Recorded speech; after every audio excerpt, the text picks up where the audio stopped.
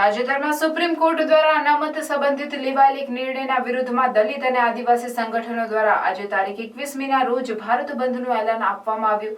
ઝઘડિયા તાલુકામાં બંધના એલાનને નહિવત પ્રતિસાદ સાંપડ્યો હતો. તાજેતરમાં સુપ્રીમ કોર્ટ દ્વારા અનામત સંબંધિત લેવાયેલ એક નિર્ણયના વિરુદ્ધમાં દલિત અને આદિવાસી સંગઠનો દ્વારા આજે તારીખ 21મીના રોજ ભારત બંધનું એલાન આપવામાં આવ્યું હતું. ઝઘડિયા તાલુકામાં બંધના એલાનને નહિવત પ્રતિસાદ સાંપડ્યો હતો. તાલુકાના 3 મહત્વના વેપારી મથકો પૈકી ફક્ત રાજપારડીના બજારોએ સ્વૈચ્છિક રીતે સજ્જડ બંધ પાડીને ભારત બંધના એલાનને સમર્થન આપ્યું હતું. ત્યારે તાલુકાના ઉમલ્લા તેમજ ઝઘડિયામાં ભારત બંધના એલાનને પ્રતિસાદ મળ્યો ન હતો. એસસી અને એસટીમાં ક્રિમિલેયર માટે અનામતને લઈને આજે એટલે કે 21 ઓગસ્ટના રોજ ભારત બંધની જાહેરાત કરવામાં આવી હતી.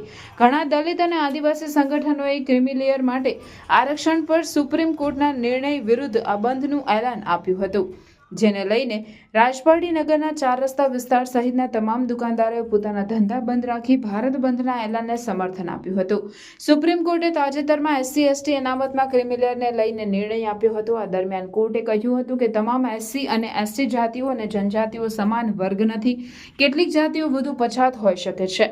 સુપ્રીમના આ નિર્ણયના વિરુદ્ધમાં દલિત અને આદિવાસી સંગઠનો દ્વારા ભારત બંધનું એલાન આપવામાં આવ્યું હતું. રાજપારડી નગરના વેપારીઓએ ભારત બંધના એલાનને સમર્થન જાહેર કરીને બંધ પાડતા તાલુકાના આદિવાસી અગ્રણીઓએ રાજપારડીના વેપારી વર્ગનો આભાર માન્યો હતો.